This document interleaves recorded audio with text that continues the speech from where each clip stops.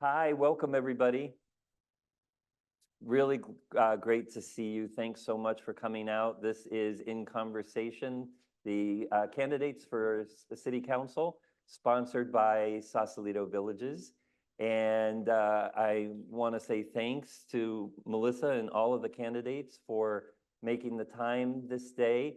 A lot of people, these guys are busy and have a schedule, so each candidate basically is going to have 20 minutes for us to talk.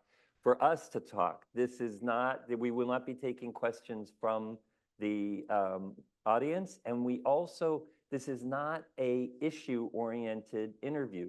This is really just about getting to know the people who have stepped up and are willing to put a lot of their extra time and all their time into helping run our city. Part of this is just because there's so much acrimony and divisiveness in our public forum these days.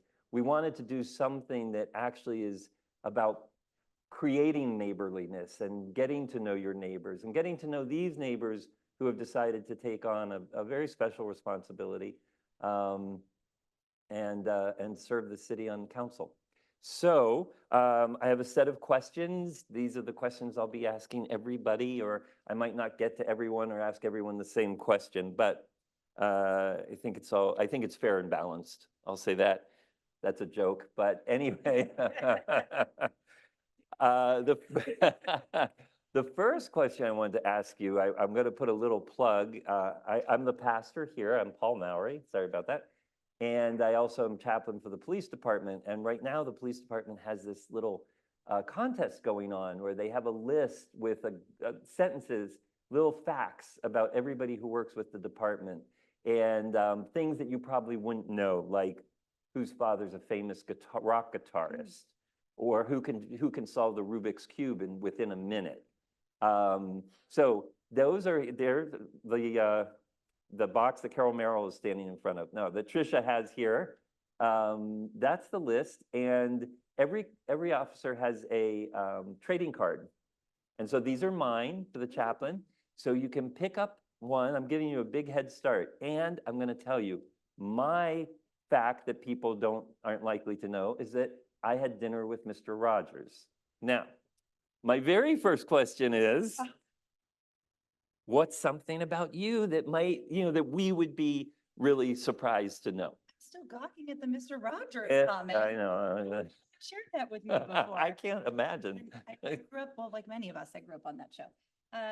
Fun fact. Well, I have a world record for swimming. I have the fastest swim time from Washington to Canada across the Strait of Juan de Fuca. Wow. Wow. Yeah, I mean, you have other swimming things? Yes, I swam the English Channel twice. Well, only made it the full way one time. And I swam around Manhattan Island, the entire island. And I swam across Lake Tahoe. And last summer, I swam from Angel Island back to shore and raised $10,000 for our sea lion statue, so we could get our sea lion back on our waterfront. Oh my gosh. Well, thank you. You're welcome. It's an honor. I'm proud of myself when I just go in the water. I'm proud of you too. Yeah, thank you. On getting you in. Yeah. We've been talking. Who is the first person that you remember in your life as a hero or heroic, somebody who really stood out that you admired for something? Well, I'm really lucky because I have an amazing family, and my parents, they come to church sometimes. And I know it's quite cheesy to say that your family is your heroes or are the people that you look up to, but my father is kind of the reason why I'm involved in public service in general. He spent the last 20 years of his life working on getting a suicide barrier on the Golden Gate Bridge, and I grew up watching that kind of advocacy. And I would say also my grandfather, who was a big figure in his church in North Dakota, was always such a hero to me because he was humble about every action. He used to hide his new car 3 blocks from church and walk to church so no one would know that he had a new car. And I learned so much from both of them. And I think just being able to have every day, that's part of what's so great about local government is you get to see and interact with people that you serve every day. And I feel that way about my parents being such an important part of my life and shaping who I am. And they live just in Mill Valley, right next door. So I get to see them and learn from them and be inspired by them all the time. They're not going to rent an apartment just for the election? Just to vote? I mean, maybe. That's really, I'd like to. I didn't know that about your dad. That's really cool. You didn't? No, that's amazing. Wow. Well, thank him too. I will. Now this, I'm really curious what you're going to say to this, given the things that you have done. But what's the scariest thing that you've ever done, or one of the scariest things? Question to answer. I mean, you would think that I would say the scariest thing is swimming in shark-infested waters. But I have to say, it's actually a lot scarier to put yourself out there and run for public office. Many of you know I ran the first time in 2017 and didn't win. And that was a harrowing and terrifying experience. And I have a lot of respect for anyone who has the gumption to sit on the dais I get nervous before every council meeting. And I get nervous before things like this because I'm only human. And I think that shows, you're supposed to do something that scares you every day. I think it was Eleanor Roosevelt who said that. Yeah. Or the painter, what somebody? Many famous people have said that life begins at the end of your comfort zone. So I often live on the edge of my seat. Nice. All right, I'm gonna jump over to some. Have you ever seen the Actors Studio? Ooh, inside the Actors Studio? Inside the Actors Studio, yeah. Shift my body language? Yes, we should. Okay, I forgot Where's my the theme music. Hey, Joey. This is the little rat-a-tat-tat. What is your favorite word? Superfluous. It's beautiful. What is your least favorite word? Ick. What turns you on creatively, spiritually, or emotionally? The water, being by the ocean. Has that always been true?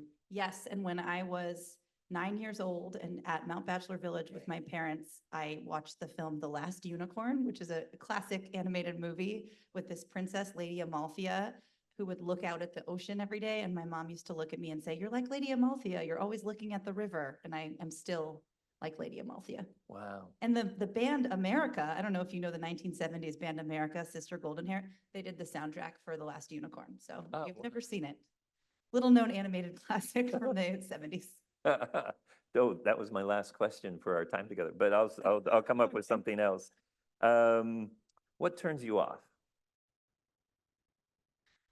I think dishonesty is really difficult for me. I try to be very ethical and loyal, and I really don't like it when someone is dishonest. Okay, now this is a question that comes from inside the Actors Studio, but I only want you to think the answer, okay? Are you gonna read my mind? No, we're probably all gonna think our own answer, but we'll wonder what your answer is. What is your favorite curse word? Don't tell me, but that's good. Okay. Can I steal Kamala's line? It starts with a M and ends with a. Did you see that she was asked this recently in an interview as well? Oh, really? She said, "I can't tell you, but it starts with an M and ends with an Yeah, I think I have it. Let's see. What profession other than your own would you like to attempt? I would love to be an artist. I think that art is, of any kind, whether it's visual art or writing. Sometimes I write poetry. Folks don't really know that because I just think it's a beautiful expression. And I have a lot of respect for people who take it on as their full-time job. Nice. What sound or noise do you love? I love the sound of rain. And when I go to sleep, I turn on rain sounds on Spotify. I don't know if any of you guys do this with the white noise machines, but that's my go to sleep sound. Nice. Do you do just the straight rain, or because, they also have like rain in the Amazon, or rain in the. I like Night Storm. That's my playlist on Spotify. If you're looking for it, Night Storms. Little thunder. There's some thunder in there. Yeah. Sometimes I do Beach Storm, and then you can hear the waves. That's harder to find. Yeah, very nice. And what sound or noise do you hate? Screeches on a chalkboard. How many? Yeah. I can't. If you even talk about it, it makes me. Yeah, I know. Just even the idea. So, well, I'm going to save this one for last. Okay. If there was something in your past that you could go back and change. So this is very personal, but I'll share it. So I grew up in Mill Valley and I went to Mill Valley Middle School and I was bullied a lot. I mean, really bullied, like bad teen movie bullied, where I would get invited to a party and then disinvited from the party and they would call me from the party to tell me how fun it was that I wasn't there, kind of bullying. And I had a really hard time.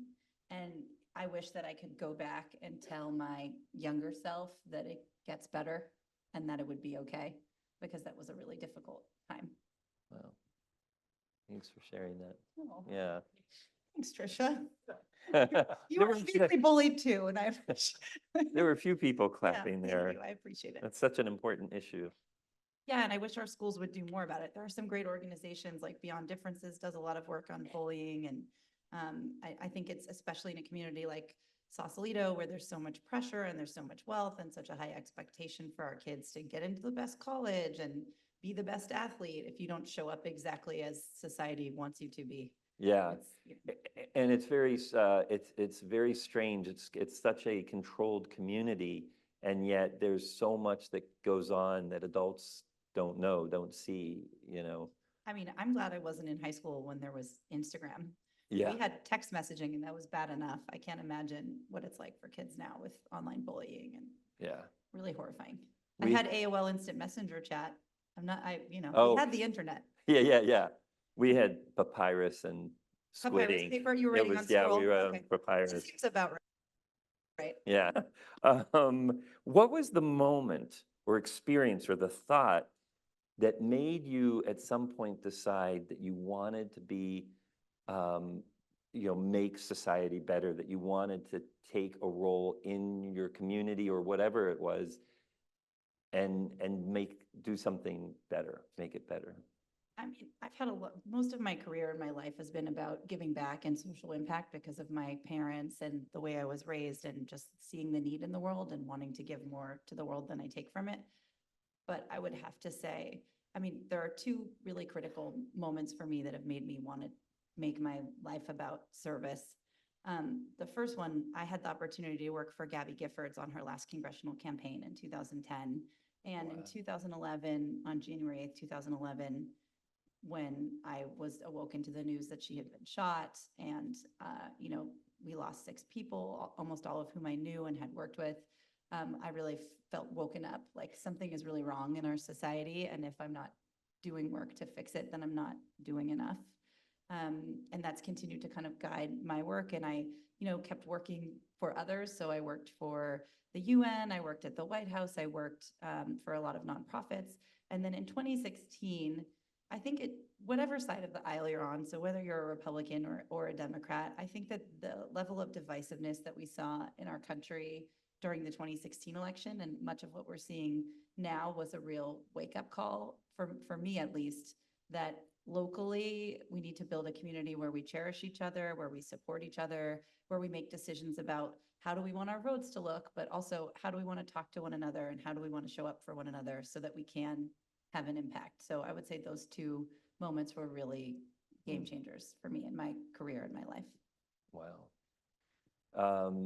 There is, so much now we're talking about is political violence becoming normalized, and you're somebody who has had experience putting your life on the line, right? Because you've done these enormously challenging and life, death-defying things, swimming with sharks and great distances and whatever. And I just wonder, especially having had that close relationship and experience with Gabby, does that ever figure into your own mind about, somebody's going to become really disgruntled? Well, it's interesting. I think there's a link between what I was saying about bullying and how I felt when I was growing up and what's happening now with political rhetoric and the way that we're talking to each other. Because both in the situation with the shooter who attacked Gabby and also even with the recent assassination attempt on former President Trump. In both instances, the shooters were like young males who were lost and looking for a sense of belonging. And they found that in extremism and in a dialogue that accepted that they felt unaccepted. And I feel like words really matter, and we all need to do a better job of thinking about how we talk about each other and how we talk to one another, because it has a real impact. I remember when I was working for Gabby in 2010, before the shooting, we had it was during the Tea Party years, and there were all these rallies where they had very dangerous imagery, really scary posters with pictures of gun crosshairs. And we had a man come into our office with a gun, like just wielding the gun, not holding it up at us, but like he had a gun. It was very scary. And so when the shooting happened, I was really upset, but I wasn't surprised.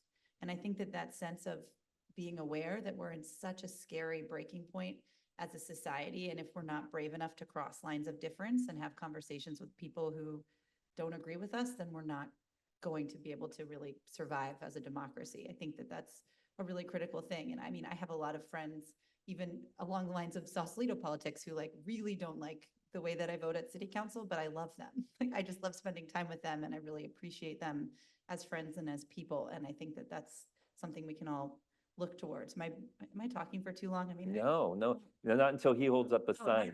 Look, okay, great. My mom is from North Dakota and my dad is from Brooklyn, New York. So I grew up with very different political ideologies and different types of understanding of wrong and right. And my parents went back to North Dakota recently, and everyone in North Dakota they're a very red state, and mostly pretty much all of my relatives in North Dakota are voting for President Trump. I'm obviously, well, for those of you that don't know, I'm a Democrat. I've worked for Democrats. And my parents were like, we just didn't bring up the election because we didn't want to talk about it. And I said, yeah, but didn't you love spending time with them? Wasn't it so lovely to be with your cousin Jan? Wasn't it so nice to be with yeah, we had a great time. And I said, okay, well, when you're thinking about how scared you are or how much you don't like people who are voting for President Trump, or try to remember that we're all people who want to care for our families and want to be loved in some sense. And I think that was a great demonstration of that. And it can be a microcosm of how we treat each other in our community. Nice. This is really the motivation of what I was saying for this event, is to, bring the humanity into the whole process. Something you just said there, Mimi, I just want to riff on a little bit.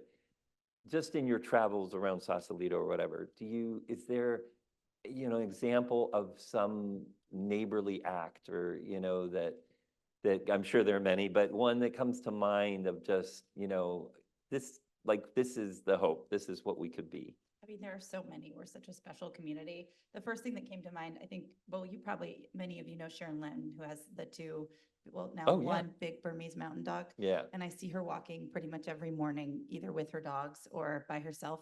And she always gives Bowie a treat. And it's just so sweet and thoughtful. And I just little things like that, or going into Firehouse Coffee and having, DJ give me a big smile and a warm hug, or, seeing folks you see on your dog walks who always stop to say hello. It just really means something. Or, going into Poggio and this is all related to my dog because I love him. You can't tell I'm pretty into my dog, Bowie. He comes to every city council meeting.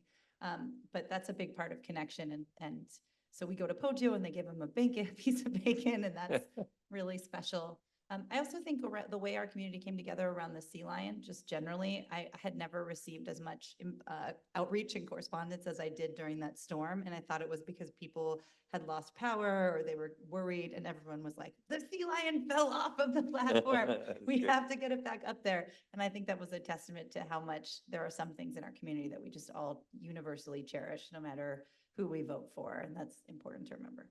Nice. And, okay, now we're going to go back to James's questions, the Inside the Actors Studio. Why are you doing the accent? Yeah, I know. Well, I thought I should, does he wear like little patches on his sleeve? Yeah. My Tweety, I need my Tweety. No pocket square? I mean, really. I know, this is really. It's just poor embarrassing. Poor representation, but this was his question. If heaven exists, what would you like to hear God say when you arrive at the pearly gates? All are welcome here. Nice. Makes me want to cry. That's really beautiful. Well, in Judaism, we don't really believe in that there are different, so I grew up, my mom's Presbyterian and my dad's Jewish, but I identify as Jewish and I'm very engaged in the Jewish community, although I come to, this is my Jewish Presbyterian church because Right? Joey's Jewish and we do Hanukkah lightings here. So it's perfect for me and my family. But we don't believe in that there is a hell that everyone goes to. It's just that there are different levels of heaven based on how good you are in life. And I think that's kind of beautiful. Nice. And we have 1 minute left. I guess I just, See the 5 minute. Okay, I wasn't paying attention. no, that's perfect. That's perfect. It shouldn't get your attention. So yeah, we have a little less than a minute.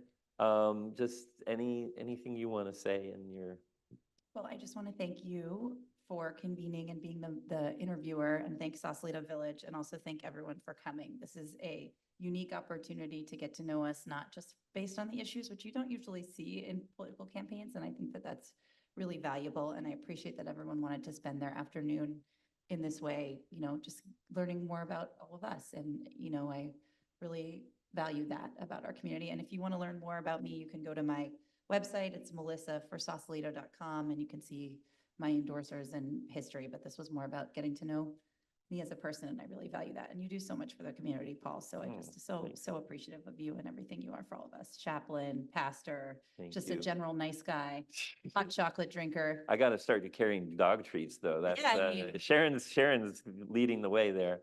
She's a general do-gooder. She's pretty amazing that way. Yeah. Oh, thank you so much, Melissa. And here I of course want to leave you with a card. Oh, good. Thank you. Thank you.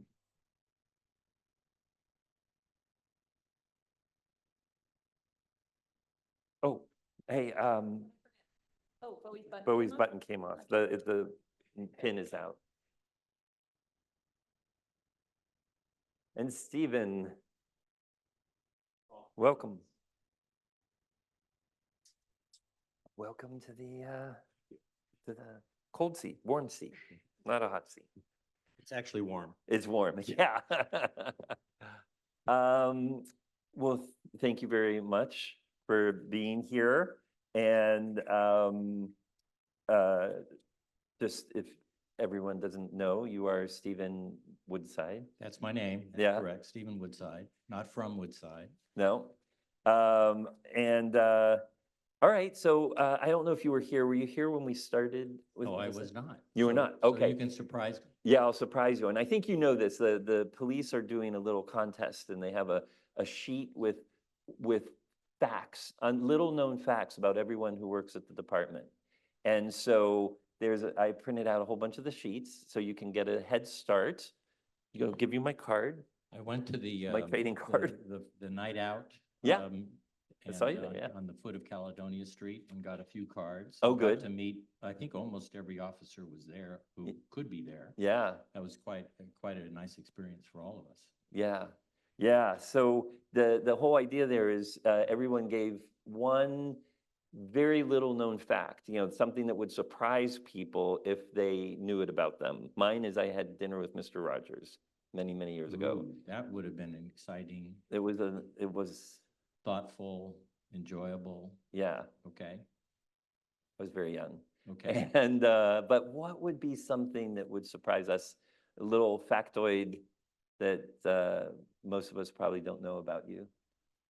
Most probably don't know that I grew up in a prune dehydrator. In a what? A prune dehydrator. A prune dehydrator. That's right. Wow. It's Can true, we it's say, true. yeah, can we go there a little bit? Yes. So when my dad got back from World War II, my grandfather, who lived in a prune orchard, gave to my mother and father 1 acre of land, and on it was an abandoned prune dehydrator. So my father, being quite handy, and with a buddy of his who he fought with in the war, who was from Ohio and was a carpenter, when he got back home, he said, there's nothing wrong with this building. It had redwood. It was gorgeous, if in a sense. Yeah, yeah. And that became our home. He Wow. remodeled it, provided the electricity, all the rest of it, et cetera. And that's where I grew up, in the Santa Clara Valley, which was once quite sylvan.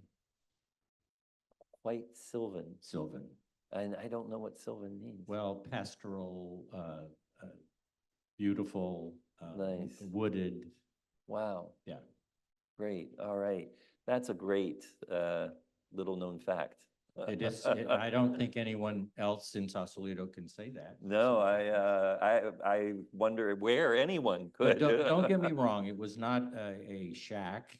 Right. Once he remodeled it, it was a perfectly lovely home, and I think what makes a home is the people in it, so. Yeah, nice. And how do you feel about prunes to this day? They are prunes, they're not dried plums. I want to make sure everyone understands that. They are delicious, and even though I don't have a prune orchard, Yeah. produce prunes, I encourage people to eat your vegetables, eat your fruits. That's great. That's how I feel about them. Very good.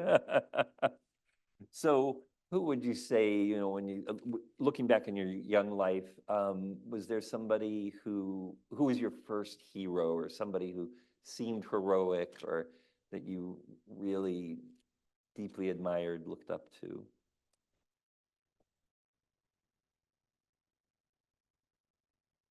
Sorry. Sorry. Every time I think about my grandfather, I think of, first of all, he gave the acre of land to my mother and father. He lived through the orchard. He had polio as a child and was crippled from the age 38 on well into his 70s. And I used to bring dinner to him because he had a restricted diet and it was suitable for me. So as a little kid, I would bring a tray of food over through the orchard to my grandfather. And he was heroic in so many ways. He couldn't walk, but he never complained. He was a go-to person in the neighborhood. I realized later, people came to him for advice. To the extent, well, there were no churches nearby. There was no place to worship. And as I look back, I think people came there in part to get advice from him and to be together in community. So, yeah. Nice. Yeah. It's beautiful. What's the scariest thing that you've ever done? On Lucinda's 50th birthday, she and I went to the top of the North Tower of the Golden Gate Bridge. Oh, And we didn't just go up there. We went across from one of the pillars, if you will, yeah. across that narrow platform, holding on to about a 1-inch pipe to the other side and back. That was absolutely the most scariest thing I've ever done. Wow. Yeah, that is a pretty, and how'd you get up there? Is there a little staircase in there or something? There's a very tiny, well, there's a tiny elevator. It holds at most 3 not overweight people. And it will take you up to a point where you then get on a very vertical metal ladder and you go up to the last point, and then sort of a cover comes off and you stick your head out and you say, no way, I'm gonna go back. And then 6 more weeks of winter, right? Is that? It was a beautiful day. It was in August and surprisingly no wind. That made it possible to get out and not totally freak out. Right. Yeah. Wow. Can we just dig into this just a little bit more? Like, Yeah. why? Well, it was Lucinda's birthday, number one. Yeah. Number two, a person who worked for me in the Marin County Council's office changed jobs and was working at the bridge. So I called her up and I said, hey, what's the possibility of going up on a bridge? Oh, no way, no how, no way. But she talked to her boss who had the ability to say, sure. And that's what we did. Wow. Yeah. Yeah. And why climbing the top of the, which I'm imagining very few people have done. I And feel very privileged. Yeah. yeah. Absolutely. But like, what were the other things you considered? I'm not going to tell you. Oh, okay. Because there are more birthdays to come, right? Yes, yes. Yeah, you need some. Well, that's really that's quite something.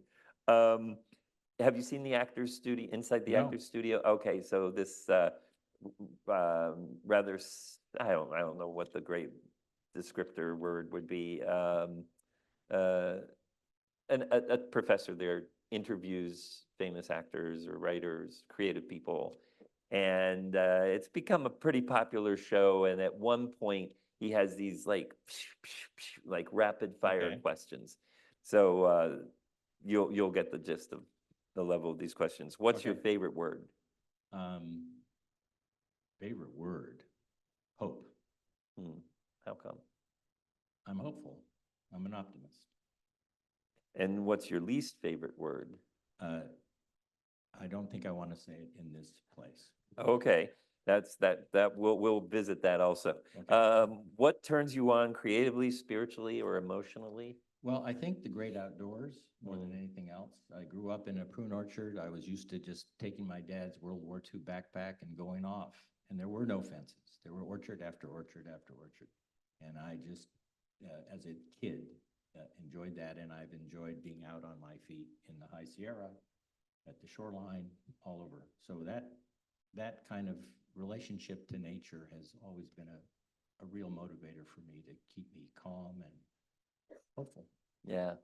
Is there a place currently that's, in nature that you really love to get out to, or? There's many places. I would say the one that's most commonly used by me and Lucinda and our dog and our family is to go out on the GGRA, the very south part of town, go up the ridge, over the Robin Williams Tunnel, get up to the crest, and look out to the Farallones. It's a combination of things. You've got the vibrancy of the bay, and then you get up there and there's the wind, and as far as you can see, it's just a magnificent. Nice. What turns you off? BS. Cool. Now I'm going to ask you this question, but you don't have to answer it. I don't think you will. I mean, I don't want you to. But what's your favorite curse word? You can just think it. Well, I'm thinking it starts with an S. It's the worst curse word my mother ever used. Okay, I'm going to guess on that in my own It head. wasn't all that bad. Yeah. It's actually used now. It's a store high in transit. Yeah. That's where it comes from. What? It comes from that because Really? if you had bird guano or fertilizer on a ship and you didn't store it high in transit, it could explode. Oh, seriously? Seriously. Wow. You didn't know that. No. Did anybody know that? Yes? You knew? You used There it in you the go. Navy. Yeah. Yeah. Wow. That's pretty shocking. What sound or noise do you love? Oh, there are a lot. Probably the shore, the sound of the waves on the shore. But recently, at night, I hear a couple things coming from the bridge.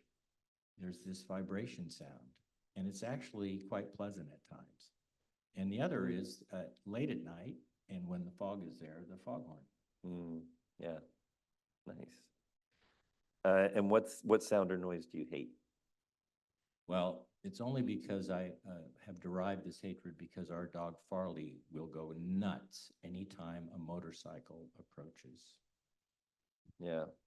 And now it bugs me. So Yeah. What bugs our dogs bugs us. That's right. That's right.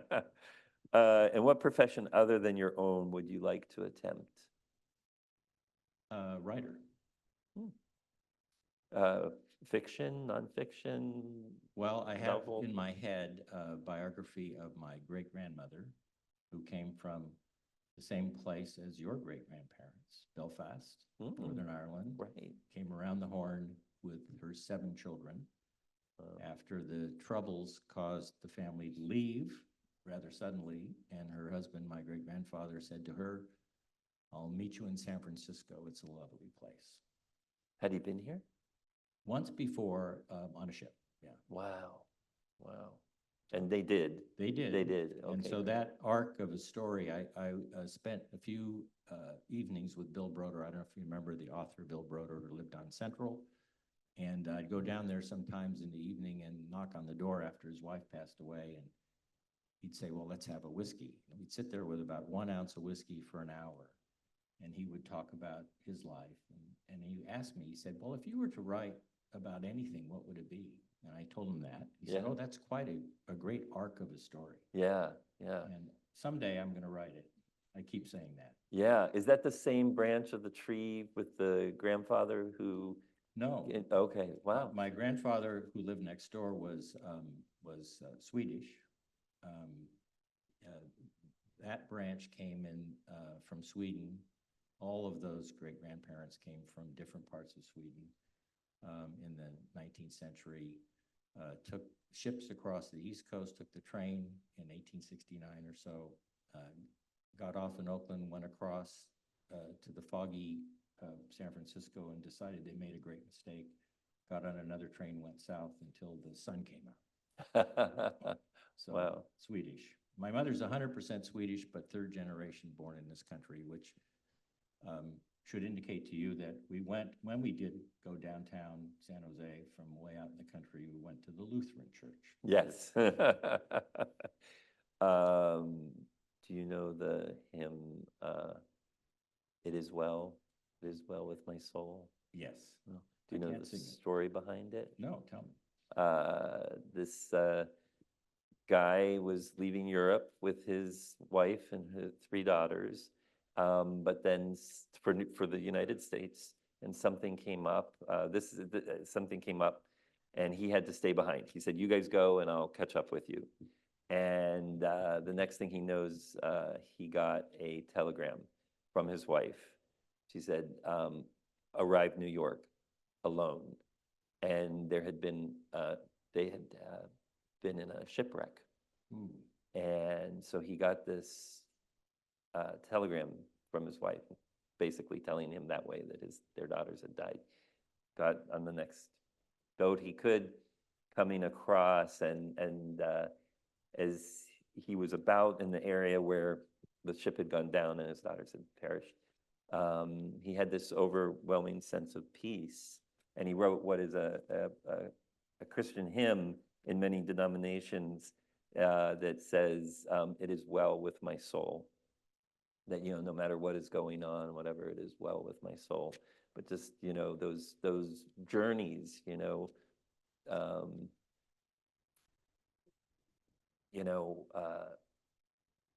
are profound, crossing what at the time were pretty huge. There's some sort of ad that I've seen on TV, and I can't remember. I think it's for Ancestry or something, and it has to do with a woman who says, "I want my children to know how tough, how brave their ancestors were." And of course, in the background, it's all about coming across the ocean. Right, So right. it's a powerful message to when you can find out more about your ancestors, where they came from, why they came here. Yeah. Sometimes the stories are shocking when you delve deeply enough and find out that the story you thought is really not the actual story. Right. Yeah. And what would be one of those? No, that's not actually on my list. Okay. And is there a profession you would definitely not want to do? Definitely not. Well, I'll say politician. Yeah. Do you want to say a few words about it? Well, I'm running for elected office, but that's not my thing, to be honest. I have seen up close many people that I knew quite well who made that choice. It's a very difficult one, and often they have to, hate to say it, but sell their soul in order to stay elected. That's not always the case. I have a classmate from law school, Peter Welch, who's the U.S. Senator from Vermont. Oh, yeah. And quite an amazing guy who stayed rooted throughout. And there are exceptions, but most, particularly these days, what you see are slogans. You see people kind of pandering to what they think is going to get them elected. And what I value in someone running for office is authenticity. Nice. What was there? Well, and this is especially since you just said that, was there a moment, and it might have been a moment as a child or very recently, a moment or an experience of thought that made you to decide, I'm going to, I want to make society a better place. I want to help lead the community or build the community? Well, I'm going to tell you sort of a continuum. a Yeah. little bit. When I was a kid out in the country, I was a member of 4-H. And anybody here remember 4-H? I pledged my head to clear thinking, my heart to greater loyalty, my hands to greater service, and my health to better living for my club, my community, and my country. So I was indoctrinated in that as a child. And it still means something to me. Then in the 60s, I was, one of those products of the Sputnik era. I was headed to being a scientist or rocket science or something. And one of my teachers in the summer of, I think, 63, went to march in Selma. And he came back and got permission in school. I went to a very multi-ethnic, underperforming school in East San Jose. He got permission to teach civil rights as part of the social studies course. We didn't know what civil rights were, but he came back and he was highly motivated. And at that time, you may remember what happened at the Pettus Bridge. You may have seen it on Yes. television. Quite well. All of a sudden, and I'm looking around at my classmates, and they're reacting, most of them who were minority, were reacting differently than me. It was television for a while. And then I realized this could have happened in our own community. Yeah. So I started on a different path. I was hired, I think that very summer, to help move the county law library volumes from a 1862 courthouse to the new one. And another kid my age, we worked in canneries and such, and we were strong enough, and they hired us to move this, and we discovered an easier way to do it than they had planned. And it took us 2 weeks. It was supposed to take all summer. So the librarian said, you guys have done a great job, but you've worked your way out of a job. And we said, oh, that's too bad. And he said, but I have an idea. My librarians are all taking vacations. How would you like to just stay here and sit at the front desk? It's in the courthouse. Judges, lawyers are coming in all the time asking to find things. And then they would say, oh, there's an interesting trial going on upstairs. Well, you might want to see it. That sort of got me hooked in terms of the legal profession. And then through the 60s, one thing after another led me to think that this was for me. Cool. That's our time. Okay. Thank you so much You're quite and welcome. for sharing those stories and Sure. lovely stories. Thank you. you. Take care, buddy. Thanks so much. Where's Trisha? Trisha, I don't have my Ian. Okay. Ah, here he comes. Oh, very nice. Look, wow, I wish I was filming this. Oh, he's coming. What? It is? Yeah. Hey. Hi, Ian. Very good to see you. Yeah, yeah. There's a great entrance. Thank you. Here, I'm going to give you a mic. Thank you, sir. And there's water here with your name on it. Thank you. And lovely seeing you coming across the street. It just, you were perfectly framed by the church doors. And so I know you haven't heard anything that we've been doing here. So, right? You didn't? No, I thought that we were supposed to be separated, but. Oh, so okay. Apparently not. So Yeah. It's okay. I'm glad to be here. So good to see you. Very good to see you. Great to see you, Pastor. And one of the things we're doing, I'm sure you know the police are doing this contest where they have a sheet of little known facts about everybody who works in the PD.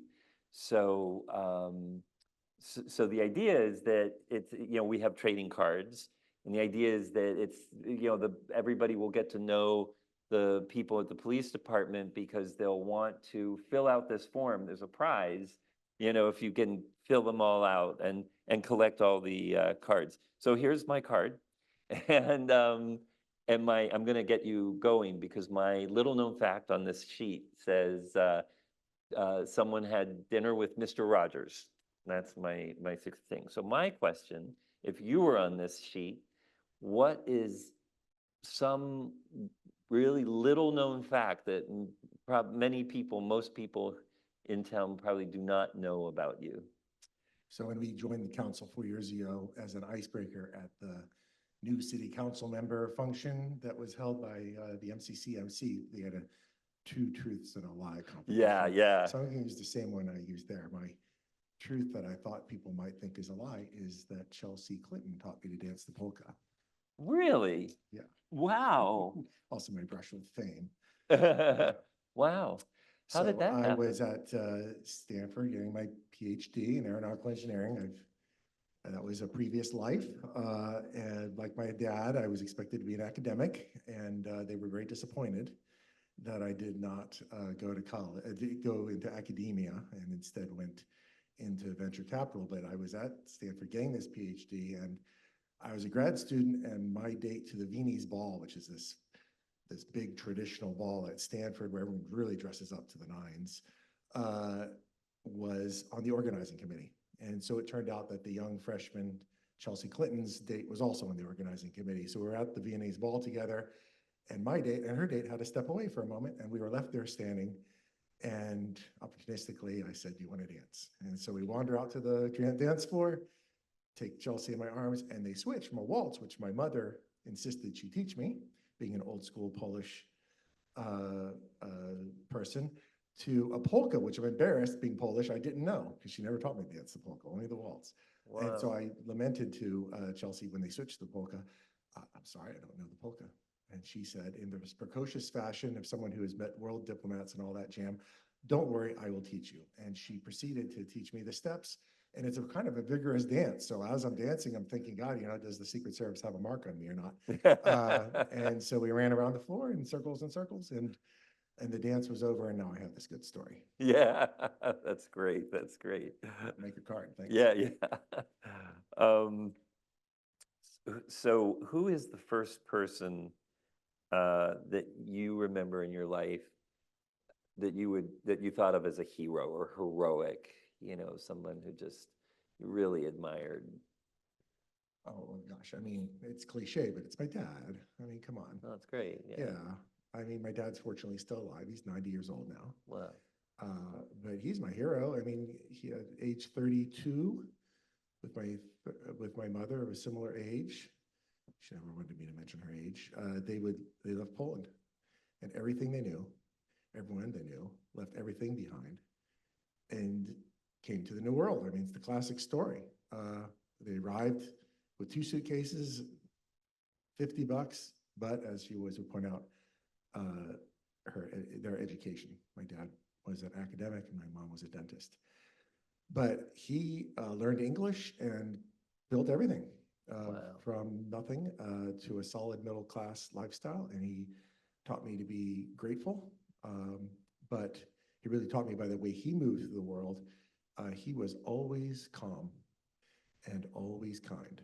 And it was tremendous. I'll tell you a story. I ran into once at a college campus someone who, because we had an unusual last name, said, "Are you related to Yark Sobieski?" And I said, "That's my dad." And he said, "That is a sweet man. It's a sweet man." And he told me 2 stories. In his class at Parks University in St. Louis, he was giving the final exam, and one of the students in engineering was dressed in shorts and a tattered t-shirt. And he said, "You are not dressed suitably to take the final exam. You must go. You're not allowed." And that's a very un-American thing to do. So the kid came back dressed in a tuxedo, and my dad was like, "Perfect. Here's the exam." And the second story is when Bobby Kennedy was shot.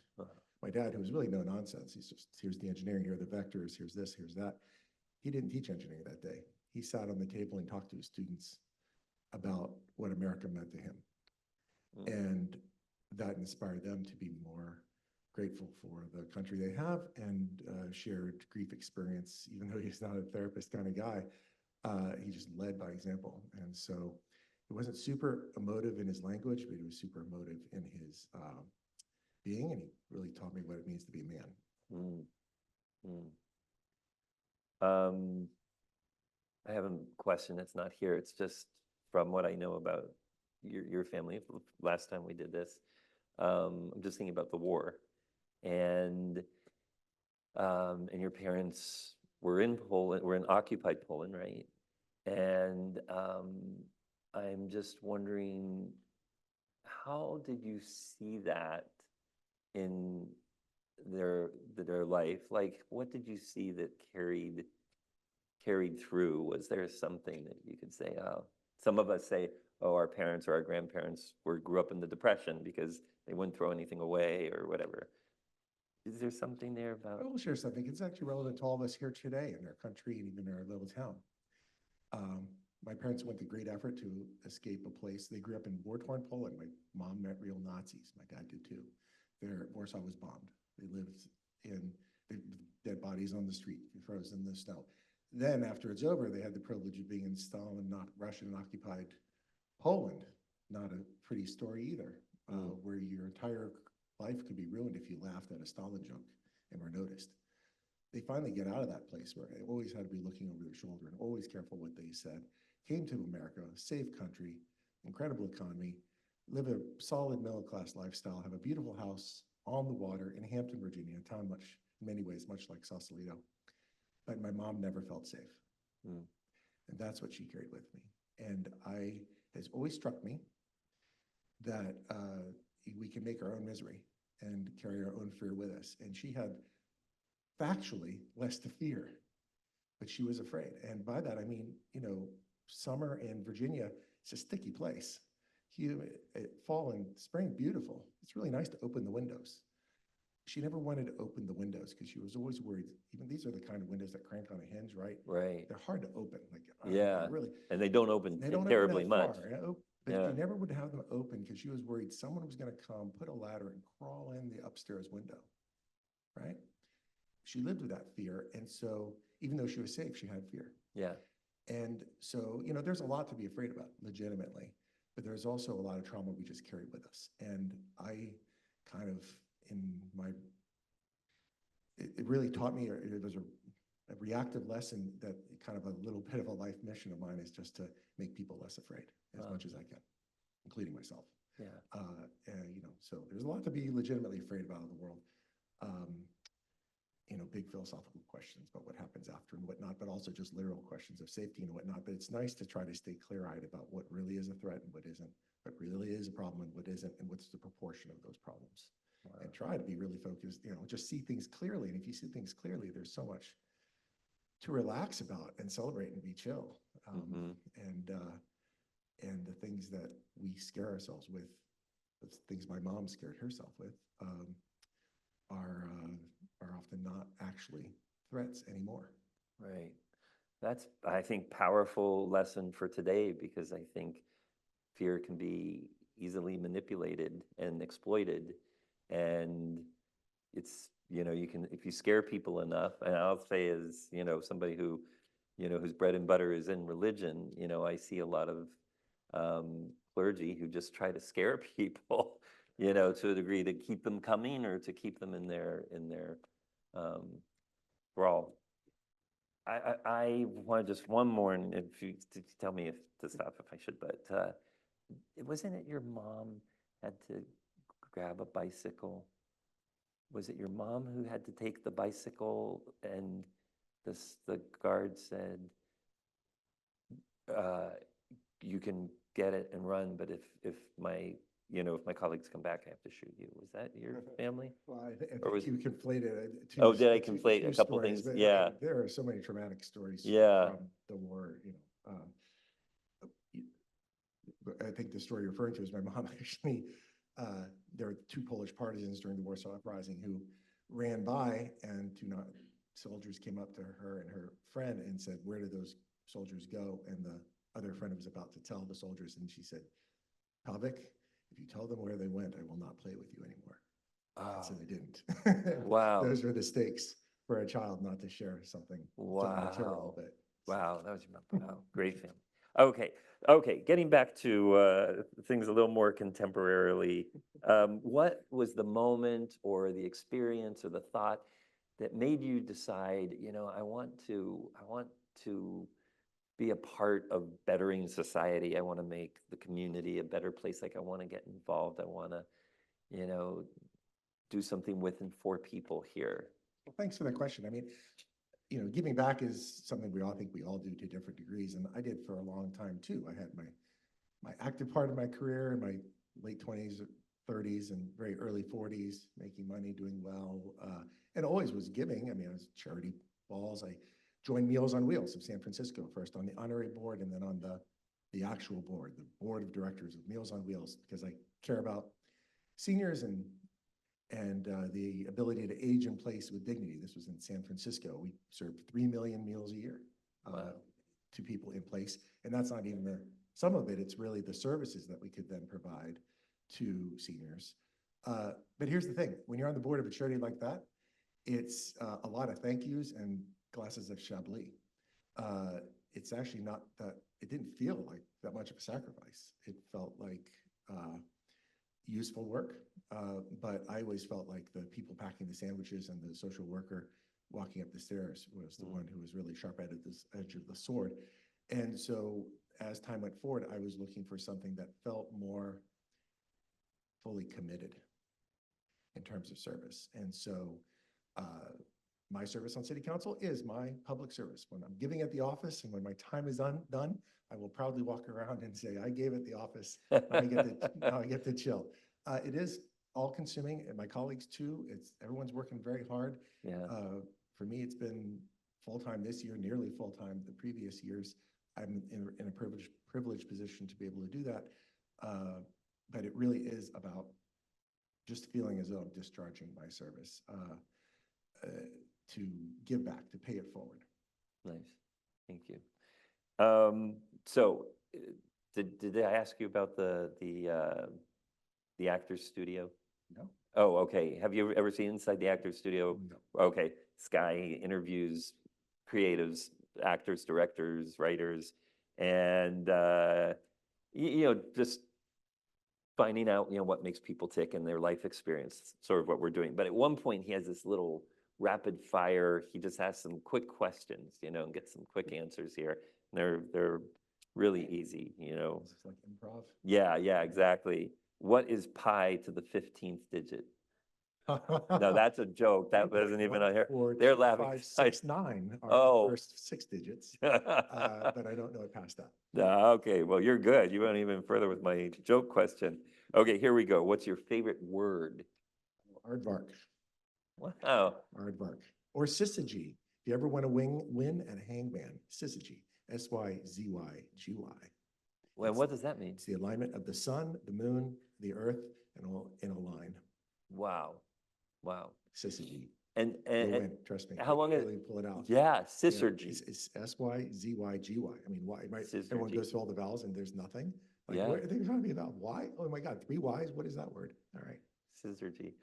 Do you play Scrabble? I do. Yeah. You must be very good. My nephew's better. Okay, yeah. How did aardvark, has that been a long time favorite word? It's a great word, ard. It is, aardvark. Has all the rolling intonations, the sort of Scottish brogue sound Yeah. to it. It's a good word.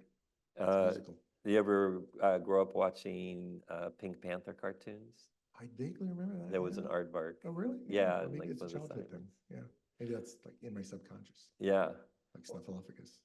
like Snuffleupagus. Snuffleupagus. Snuffleupagus. Snuffleupagus. Yeah, Big Bird's friend. Yeah. Very rarely saw him, but Yeah, maybe that's why I like it. very good. Well, between Mr. Rogers and Snuff Rock, we'll get to relive our childhood. What's your least favorite word?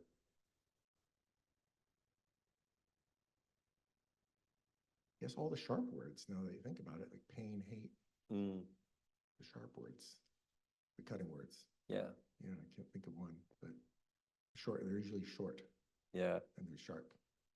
yeah. What turns you on creatively or spiritually or emotionally? Being surprised by something of beauty.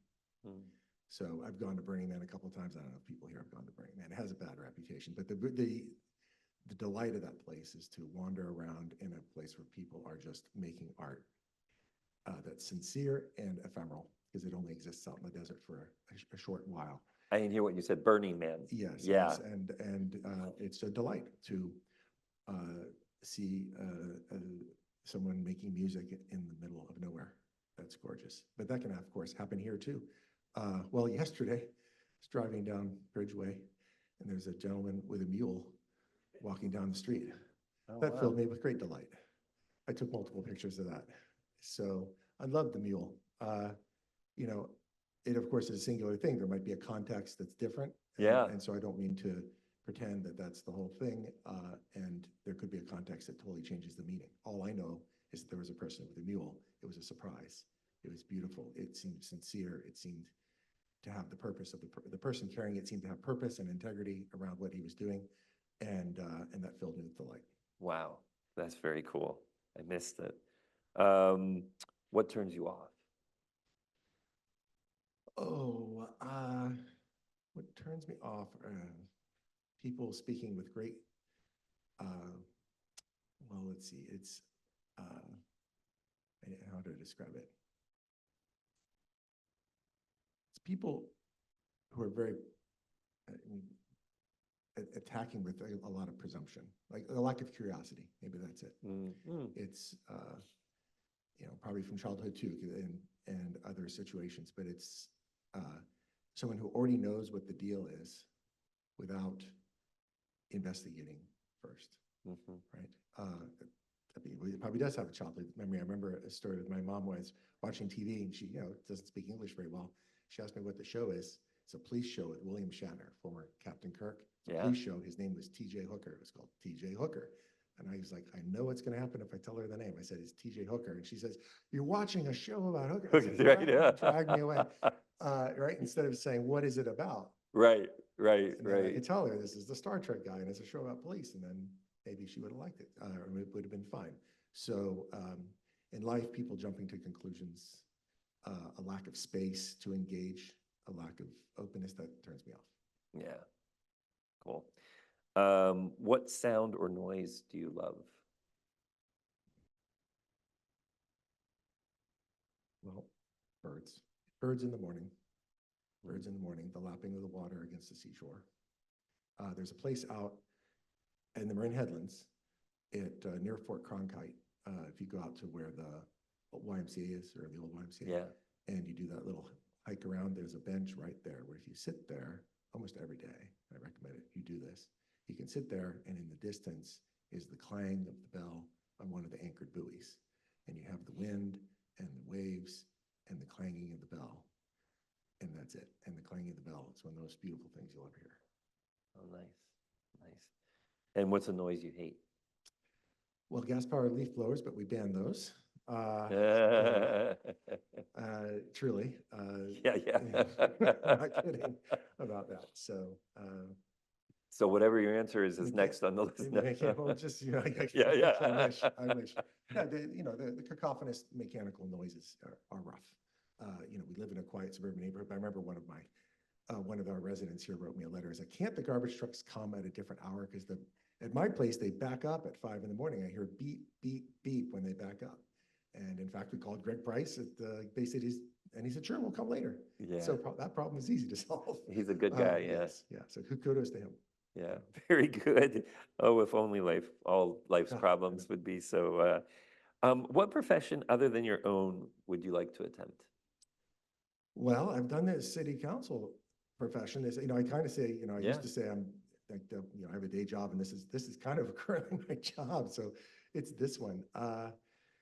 I think some kind of mediation, actually, some kind of mediation, some sort of reconciliation work.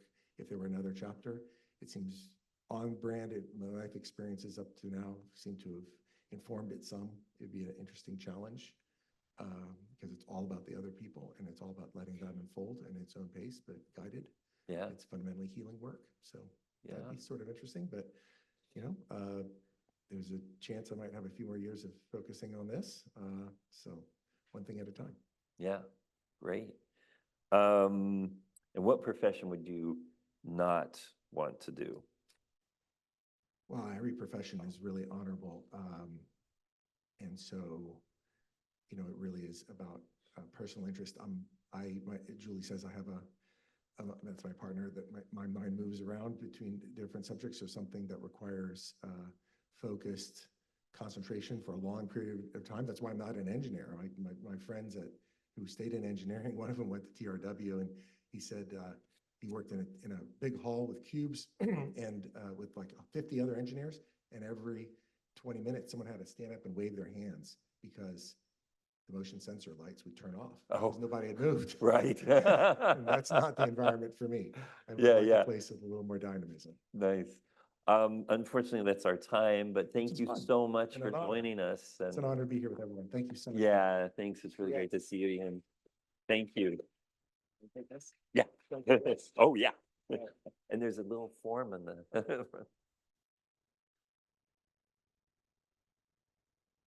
Thanks. I wonder if you sit over on that side. I might catch you out of the corner of my eye better. Hi, welcome. Thank you. Yeah. I'm yellow to match the background. Oh, yeah. Oh, my gosh. Yeah. And I'm going to give that to you. We have with us now Sandra Bushmaker. Thank you for joining us on this day. I don't know how much you've caught if you've been here for. I've watched it all. You've watched it all. Okay. So everyone is tired of hearing me talk about what is the inside the actor's studio. So, I never participated until now, so this is my first time. Excellent, excellent. Well, we have, we're doing the police thing with our, what's that unknown factoid about, and so maybe you've had some time to think about, what would surprise us, or what do you think most people don't know about you? Well, some of you know that I was born in a military family, and we lived all over the world. And when I was living in Texas, I was Texas State champion bowling. Wow. Champion. And so for my age group, which was really quite an accomplishment, but bowling was the big deal back in the early 60s. I also had a masterful bug collection, insect collection for zoology class, got an A on it. Wow. Congratulations. And where did you live in Texas? I lived in Amarillo and this was during the height of the Cold War. It was a very intense time because it was at a nuclear base. My dad was Air Force. So it was high alert. It was during the Bay of Pigs at the Cuban Missile Crisis. Oh, wow. So it was high intensity time. Wow. I'm just curious, this is going off script here, just, what did you take away from that experience? What was? You mean the war? Yeah, Cold yeah, War? and being so close to that hot spot. It was definitely a hot spot. I think what I learned was the fragility of our peace. That is what I learned. And how we can just, with a push of the button, annihilate ourselves. And that impacted me greatly as a young girl. And I think that we are still on that precipice now. I mean, you listen to the news and you hear what's going on in the rest of the world, and you wonder how close we are to that button being pushed. Like I said, my dad was in the Strategic Air Command, and he was in charge of B-52 units. So it was high intense work. And after Amarillo, we moved to Southern California. After Southern California, he went to Guam. I came to San Francisco for the Summer of Love, which was a great relief from that high intensity. Yeah, wow. And how was the Summer of Love here for you? Well, to be perfectly honest, I was an observer. I was up at UCSF on Parnassus, so it was right off of the Haight-Ashbury. And while there was all kinds of action going on around me, I was afraid that if I participated too deeply, I would not get my license, which is what I was working for. Wow, great. I'll just, for everyone sitting here in this building, the pastor during the Summer of Love, David Jacobson, saw all these young people who had no plan. And so he said, well, the church should we should open our doors. And the church lore is that, Sunday mornings, the little old church ladies would be here with air freshener to get the smell of cannabis out of the sanctuary. Or patchouli oil. Or patchouli oil, right?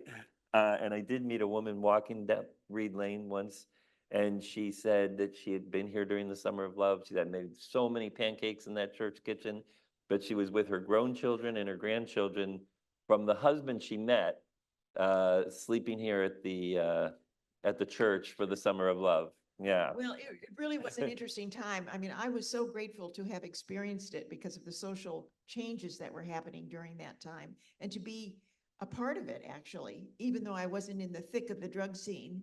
It was definitely part of the culture that I was in during college. Yeah, very cool. Who was someone when you were young? Who's the first person that felt like a hero, seemed like a hero to you, someone you really admired and looked up to? Well, I can't pick just one.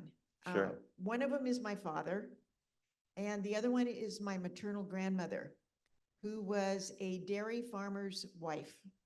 Not only was she the spouse, she was the milker. She raised 9 children, and she provided for her family by having a vegetable garden. This is out in Wisconsin. By having a vegetable garden that she put up all the food for the family. And during the Depression, those children never, my aunts and uncles and my mother, never were without food because of her efforts. And so that experience of gardening and producing and taking care of business, your immediate needs, was really, really important. And my father, of course, he came from a family of 9 children also. Obviously, I had a lot of first cousins. So, and lots of aunts and uncles. He was a very young man from Green Bay, Wisconsin. So we're Packer fans. And by the way, I'm always conflicted when the Packers play the 49ers. But I always figure out I can win either way. It doesn't matter who wins. But my father he broke out from the pack from Green Bay and enlisted in the service in 43. So he was in World War II, Korea, and Vietnam. That was his career path. And he was able to stay calm and collected with all this chaos that was going on culturally and within the military at that time. He was always available to us, my brother and me. He was, and he taught me how to fix things. So I have this reputation of being a fixer, and that has carried throughout my life to see a problem, figure out what's wrong, and then try to come up with a plan to correct it. Cool. What's the scariest thing that you've ever done, or one of the scariest things? One of the scariest things. Well, there's someone probably here in the audience who shared it with me at one point. It was sailboat racing on the bay. And we were going over to Black Hauler Mark, which is over on the San Francisco waterfront. All of a sudden, it was perfectly calm here in Sausalito. When we got out there were 30 to 40 knot winds. The seas were about 3 feet, and we were rounding back Black Hauler, and the boat went over backwards. And I was on the low side. The sail was all the way. It's a wishbone boom, so the tip of the boom was always on the other side of the boat. And I felt that cold water going down the back of my neck. And I got dry mouth. That's how I always tell when I'm frightened. Wow. Is that dry mouth experience. Needless to say, there was no problem, no injuries, no gear was broken, and we did just fine. But it was a very frightening experience. Wow. That is intense. Okay, this is Inside Actors Studio moment where I'm just gonna throw out questions. You just go ahead and give me your first thought. What's your favorite word? Love. What's your least favorite word? Hate. What turns you on creatively, spiritually, or emotionally? Peace of mind and quiet. To keep the mind unoccupied for a split second so those creative thoughts can come in. Because when our culture is such that we're always filling the mind with all kinds of things that keep us from accessing our creative self. So for me, quiet is really important. Mm. Do you have any practice to steady your mind? Because I actually was just talking about this last Sunday, just that we're, just constantly in a constant barrage of images, sounds, ideas, words, and how do you find that space in all of this? Well, actually, I do Zen Buddhist meditation and learning to calm the mind and not be so worried about what's coming in or going out, but just observing it, being an observer and teaching myself how to observe what is happening in my mind without judging it, without trying to fix it, quote unquote. And that's very hard for a fixer. Yeah. So I have to work really hard to keep that calm and keep that center. But I have the tools available to me to be able to do that through that practice. Nice. What sound or noise do you love? Once again, it's the sound of quiet because it allows the other sounds to come in. And what sound or noise do you hate? The sound of war. Mm. And what profession other than your own would you like to attempt? I always wanted to be a physician, but that was a young Sandra that wanted to do that.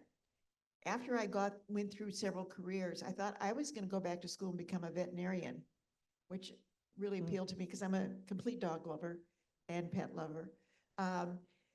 So that's my answer. Yeah. And I'm sticking to it. Yeah. And do you have a dog? I definitely have a dog. I've had dogs my entire life. I have 5 boxes of dog ashes at my place. I'm going to be known as the little old lady on Sausalito Boulevard that's got dog ashes. What kind of dog do you have now?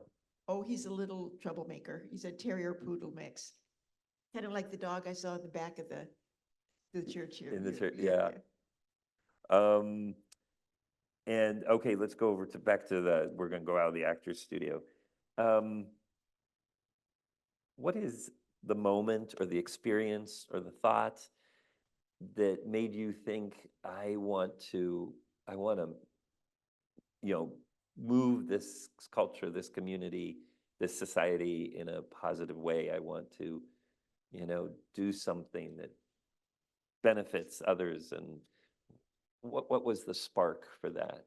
Well, some of you may know that I was a dental hygienist before I was a lawyer. So both of those are helping professions. I am currently a long-term care ombudsman for the county. So I am going into facilities. What sparked that desire to help and to balance things and to spread well-being, if you will, was my experience of being in a military family, because we had total integration within our society, within the military.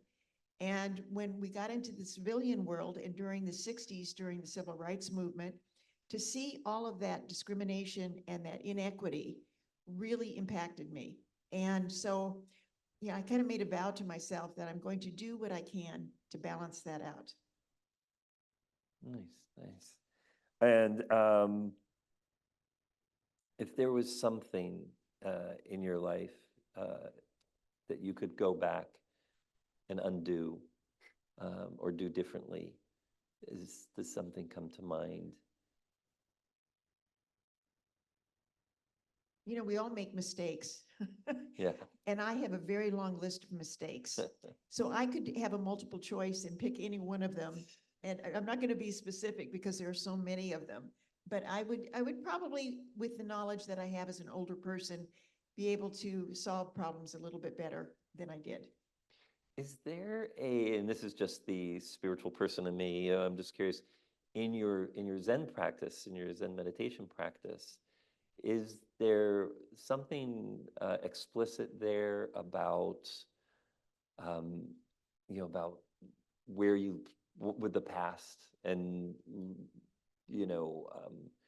for instance, in some Christian denominations, people would say everything happens for a reason, right? So you could make peace with troubling things in your past, knowing that they were part of some larger plan that's maybe revealed or not revealed, but it's part of something. I was just wondering in Zen if there is, because you talked about in meditation, you just let things come and you let them go, and you're just observing. And I'm thinking, can you extrapolate that to one's life? You see what's come, you let it go. I'm just riffing on the. Sure. Well, I think what you're driving at and what I can say about it is not only Zen practice, but just a general philosophy of life is to try to not do any harm and to try to be kind. And I think those are the two things that certainly as I've gotten older, that those two things are very, very important to me. And I think that, being kind and being helpful are things that are big part of Zen Buddhism. Mhm. And I find those to be very compatible with where my values are. Nice. So we live in an entertainment society, and so I'm wondering, is there a film or a book, a play, a TV show, a painting, something that is an expressive piece of art that has impacted the way you think about something? Oh, yes. You all remember the movie On the Beach? I don't remember. On the Beach. On the beach. There's some heads nodding yes. It's a story of nuclear holocaust. Oh. And it ends up it's a black and white movie done in the 50s. And there's like one or two people left. It's been a long time since I've seen the movie, but it really impacted me. It tells me we have to be careful. We have to be careful with what we're doing. And otherwise we are going to annihilate ourselves. And, as I said, my least favorite word is war. So, and my least favorite sound is war. Yeah. So I think we just need to be very careful. People are very hair triggered these days, and I think they're making decisions and taking action that could lead us on a path that is not good for us. Let's put it that way. Your particular experience growing up, some people will theorize that, that the nuclear age, the Cold War, duck and cover, that these things sort of laid in a bit of nihilism or fatalism in culture, that some of the challenges in our culture come from human beings when they were raised as children, thinking that there might be no tomorrow, feeling like they're living on the brink. And you having this unique experience of being, like we said, in the hot spot, the epicenter of that kind of energy. I just wondered if you, what do you see today in the world or in your life from that? Oh, how much time do I have? Yeah. It's really interesting because I think one of the things, although I was kind of on the hot seat as a kid, and had a lot of experiences that many other children didn't have, we also learned how to find nature, to find peace, to try to have a good life. My family unit was very small, but one of the things I always knew is that there was safety at home. That was an experience that I had. And having that, I know I could recreate it. I had a role model for recreating safety at home in light of all this chaos that's going on around us. So I think that's how I've used that experience, is to try to focus on what I can do rather than being told I can't do something. So I'm always looking for what I can do to make things better. Nice. And what do you, I actually don't know, I haven't met you, I don't think. Just on Zoom. Yeah, on Zoom. What do you feel, in Northern California, having been here at the Summer of Love and now being here where we are now, just what do you feel are the opportunities, from what this area just brings to the world? Well, when I first came to San Francisco in the Summer of Love, I was blown away by the expansiveness, particularly of the San Francisco Bay Area, and that there was a place for everyone. Everyone had an opportunity to find friends and colleagues, whatever their thought process was, whatever their affiliations were, that there was a place for everybody. And that creativity also, that was a big part of the Bay Area, really appealed to me. That I was very encouraged to do something creative. And there was no holds barred back then. It was a very open time period. And I like to carry that forward in my life today, to try to figure out, like I said earlier, I'm a fixer, figure out what the problem is and try to come up with a creative solution that works and does no harm in the meantime. Great. That's our time. Thank you so much, Sandra, for joining us and sharing your stories. Do you want some water? Do you want your water, or? Okay, did you get my card? Just go do the police thing. Okay. I'm pushing that. Thank you, everybody.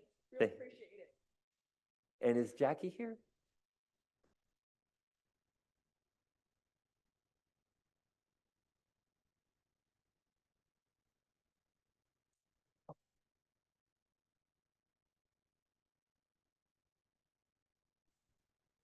Hi.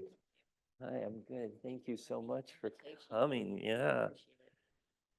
We're gonna get fresh water labeled just for you. Shishas.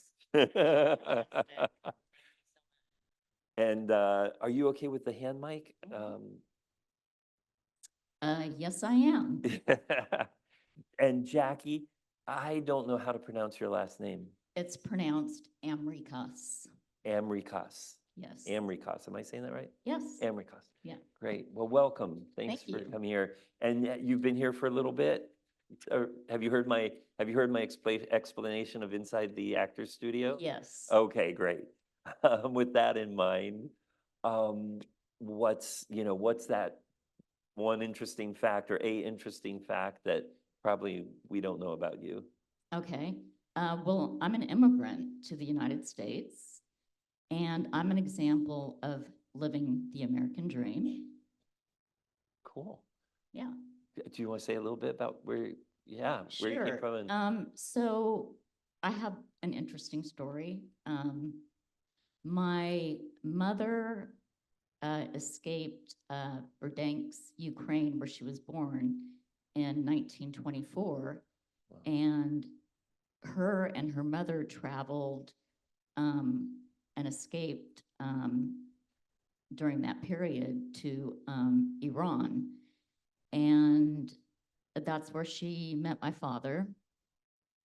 And in addition to that, my grandfather, who we didn't know where he was for 40 years, had been jailed in Russia at that time.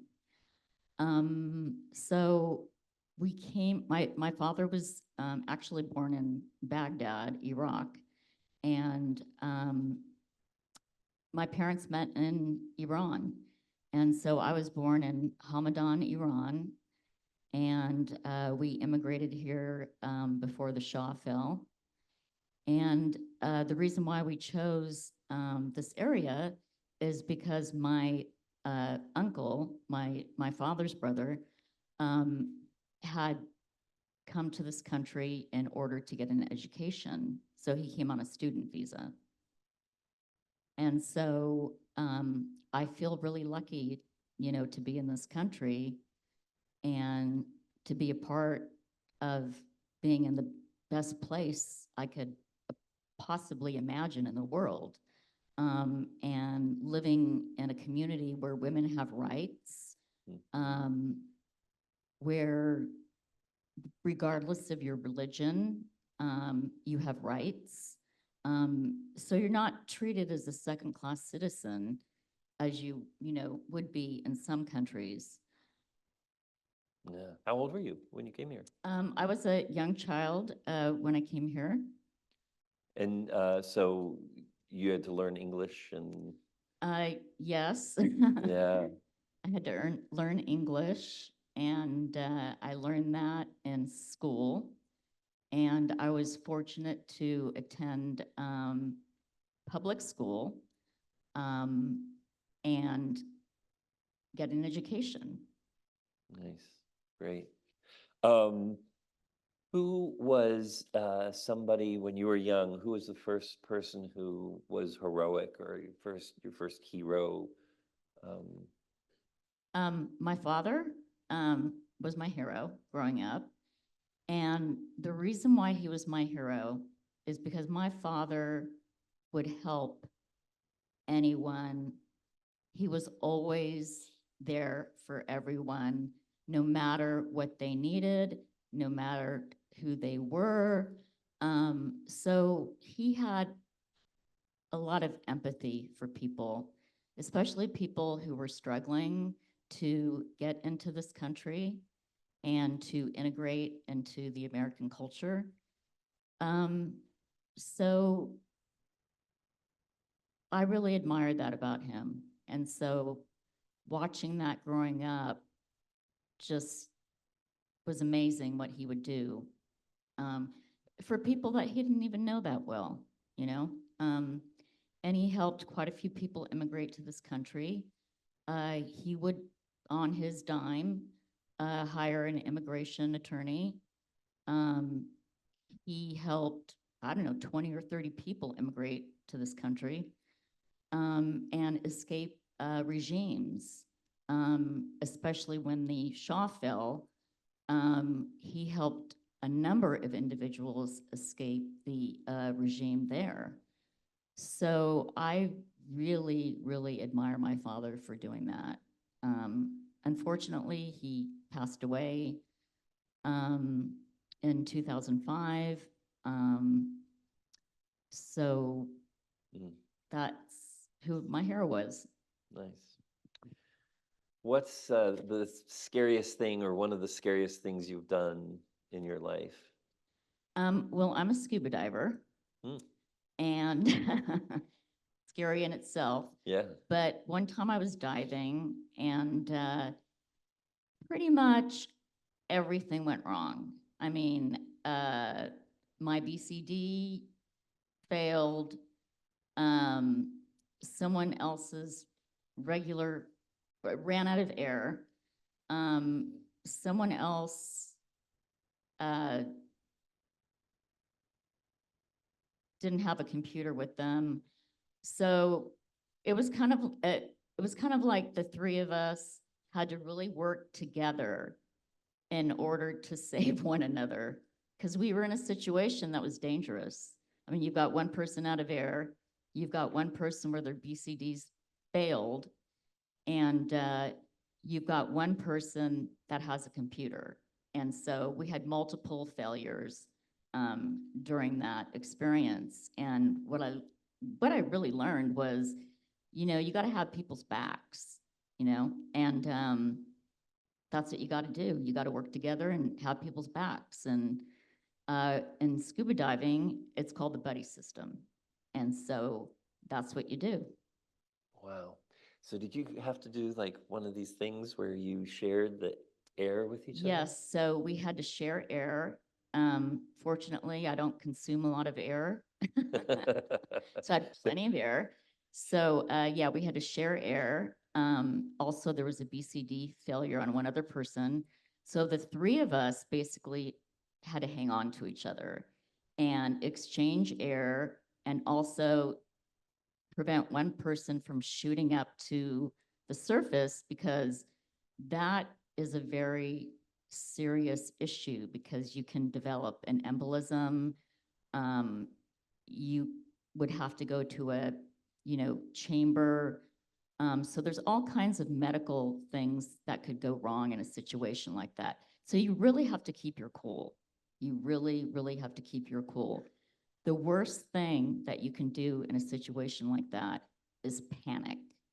because that's what usually happens. That's what usually causes deaths when people panic. So my number one thing when I dive is don't panic, remain calm, and I can get out of any situation that happens. Mm, wow. And you still scuba dive? Yes, I do. That's gutsy. Thank you.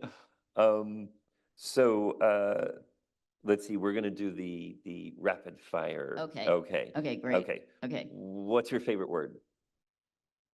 I would say opportunity, Oh, nice. And what's your least favorite word? quitting. Hmm. And what turns you on creatively, spiritually, or emotionally? The ocean. I'm also, I've been a Bay Area resident for 50 years, as well as a resident in Sausalito for over 20 years, and I'm a sailor.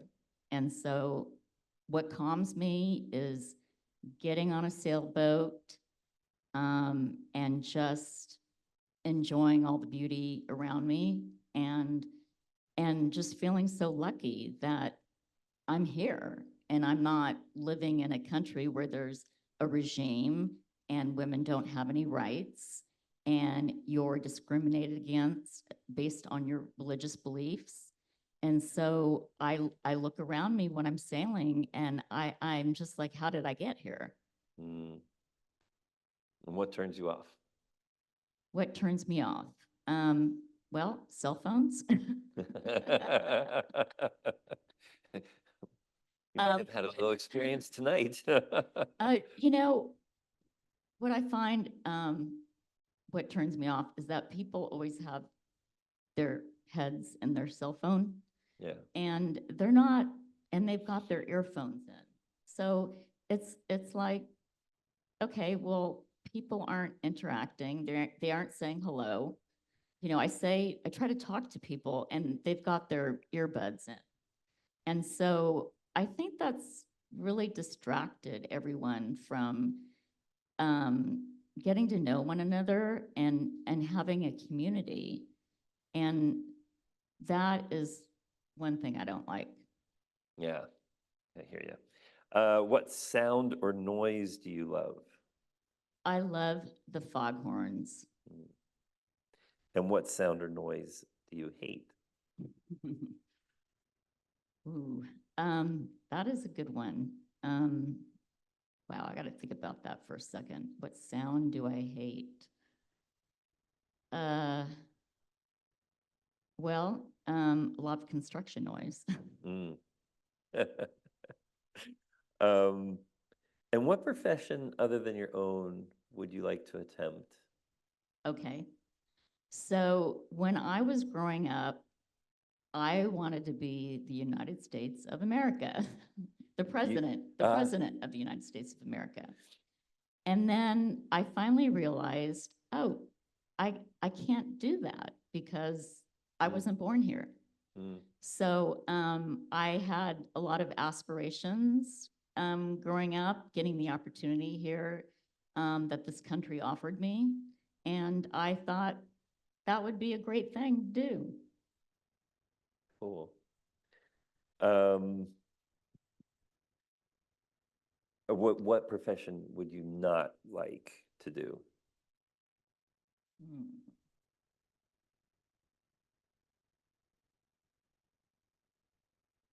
That's a difficult one because, you know, I admire so many people that do, you know, different things. And I would say that, I mean, I really admire nurses and that has got to be a difficult profession. Mhm. And I don't want to say that's something, you know, I wouldn't want to ever do, but it's challenging to care for people and to witness, you know, death and to witness people suffering. And that's difficult. Yeah. Well, I think I like that you made that distinction because I think we were tending to hear what profession do you not want to do and thinking all judgy, like, oh, it's a bad profession or something. And you identified a very noble profession and you wouldn't want to do it because it's of what it entails and it's very challenging. Um, so what is a moment, was there a moment, a thought, an experience that made you think, I want to, be involved in making our society, our community a better place? I want to get involved in that. What was the motivation or if there was a, Specifically in this community or? no, just it could have been Okay. when you were a child at school, like Right. just somewhere where you were like, I'm gonna get involved in this, make this better. Well, when I was in high school, I ran for president of the student body. And let's see, can you repeat that one more time? Yeah, yeah. A moment or experience that made you want to make your community better. You wanted to get in there and make it better, however community could be high school. So I started with that. And then I was also a Girl Scout. And I got every badge in the book. And what the Girl Scouts taught me was to give, you know. We would go to numerous organizations, for example, nursing homes, places where people were neglected. And so we would do that. I also learned a lot from my father. I mean, he always told me, if you don't give back to society, what are you here for? You know, so that was something that I grew up with. Okay, thank you. That's really nice. I was saying we live in an entertainment society. We watch movies, TV, all this. Is there, something, movie, TV, play that kind of changed your thinking about something, like really impacted you? A little more than like, well, that was like a really good movie, or that's thought-provoking, but like really had some sort of lasting impression. Yeah, there was this movie, and I can't remember the name of it, but I think it was called the Boy with the Striped Pajamas. Yeah, that's what it was called. Right. And these two boys formed a friendship regardless of what was going around them. And that also reminds me of what's going on right now in the Middle East. There's a lot of division right now. And the children are the ones that suffer. And that movie really made me think about that, about the children are innocent and they don't have any hate. They don't have bias. They're not judgmental. And so they were able to form a friendship regardless of what their parents thought or what was going on around them. And that movie that hit me. Yeah. And that was World War II, right? Right. Concentration camp. Concentration camps. Yeah, yeah.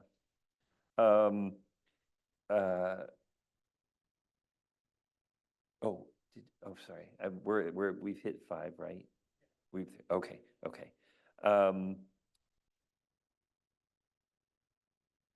If heaven exists, did you hear this question?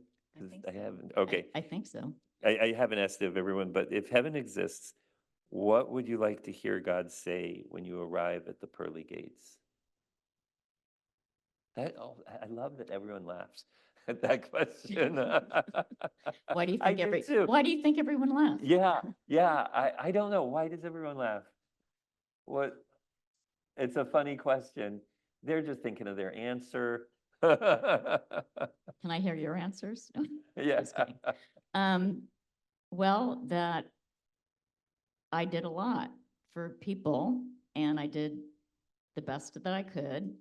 And, you know, we're all flawed human beings. But we all have our, you know, our goodness.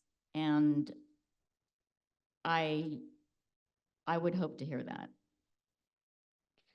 And back down here onto Earth, um, how do you, we were talking before with Sandra about, you know, just the cacophony of modern life, right? And the relentlessness of our media. And how do you balance that? Do you, and if you get away from it, how do you get away from it? Or make a space within it? Well, I love to be underwater. Yeah. Scuba diving. I love sailing. And I love to watch comedy. Oh. Yeah, nice. so watching comedy just